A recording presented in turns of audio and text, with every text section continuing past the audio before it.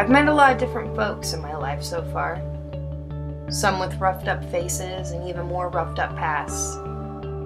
Stories that could break your heart into a million times over, and somehow still not open your eyes to the path of self-destruction that you yourself are very well headed down.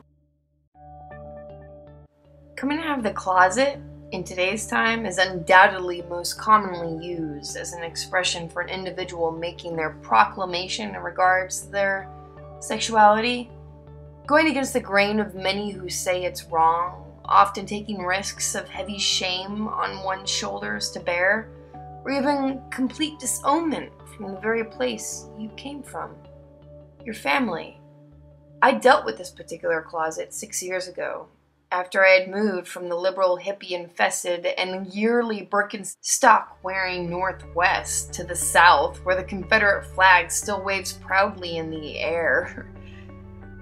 In, Stone Mountain, Atlanta, Georgia. And I was eager and felt for the most part no shame in saying, I love this person, and if you can't still love me for that, then you don't really hold that four-letter word in your heart for me anyway. I speak of this closet for one main reason. That was by far nothing of great significance to me than a couple other things that I have felt the need to stay hushed about.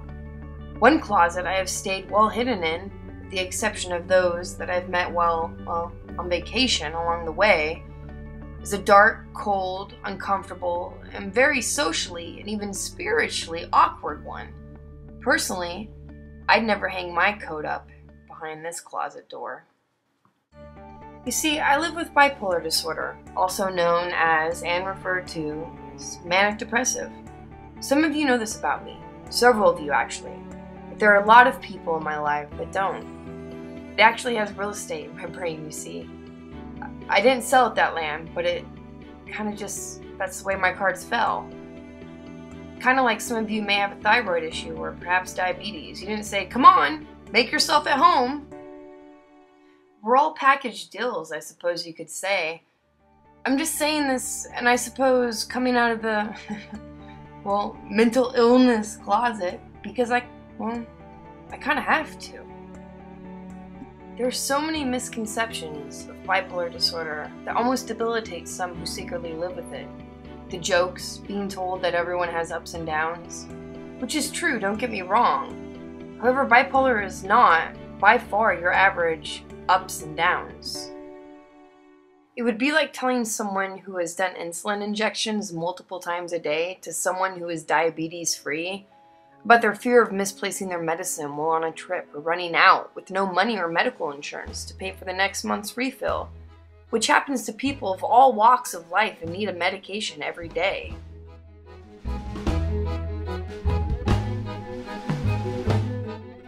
Many living with bipolar disorder, who are told that everyone in life goes through what you do, feel a sense of invalidation and weakness in moments of distress and the captivity in the throes of the dark lows, the depression, a kind of low where the only light you see is the world without your existence.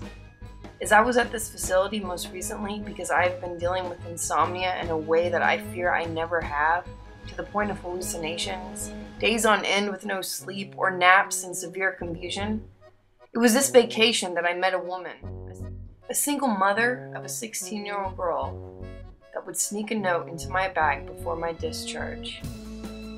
I can't stay quiet anymore, not when a grown woman sneaks words like this into my bag.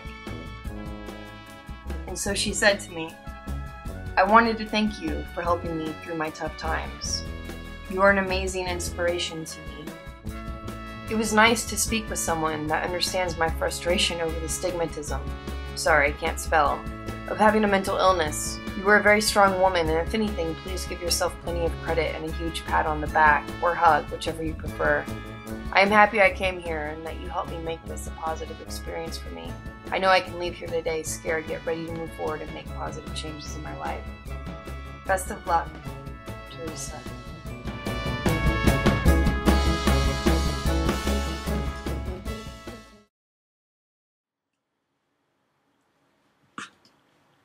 So here's the deal.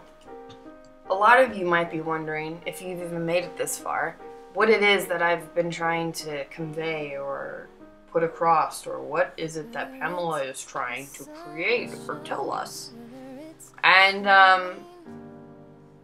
now that it's 6:45 in the morning and I'm still exhausted, but nonetheless still not sleeping despite efforts,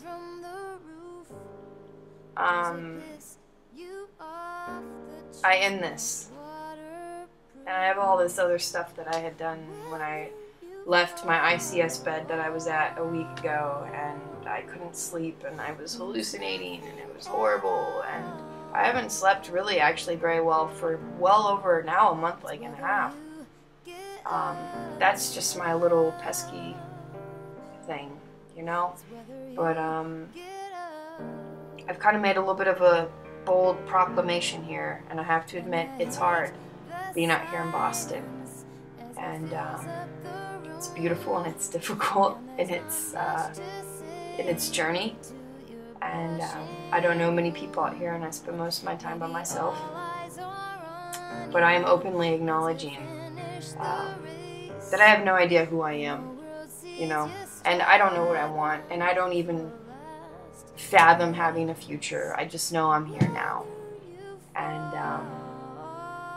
I do know that there's something inside of me that I may not understand, and until I do understand it and I can grasp onto it, there are those that I have known for several and many years throughout very different journeys,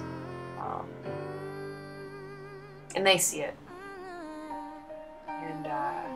and they hold on to hope for me when I can't grasp the idea of another breath, you know?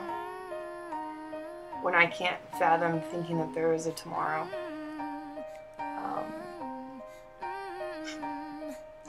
Because here I am, you know, and holding myself accountable to not give up, to not call it quits.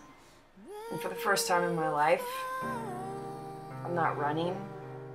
Yeah, I'm holding myself still, forcing that part of me that is scared beyond belief. For I am the most significant and difficult chapter pronouncing yet, and that is learning to love myself.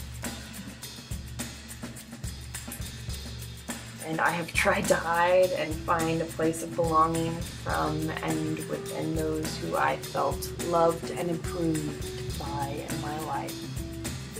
And despite the generosity and overwhelming support from a handful of wonderful, amazing people in my life that I house here in my heart, it is time that I make room for the one that it has been struggling beat by beat by beat in all these years to house. So here's my journey. We all got something to talk about, don't we, folks? This is me. That's it. It's all out. It's all out to bear. There you go. You all know what you got. I go learn to love myself. It's gonna be hard. Yikes. I can't believe I did this. That's that.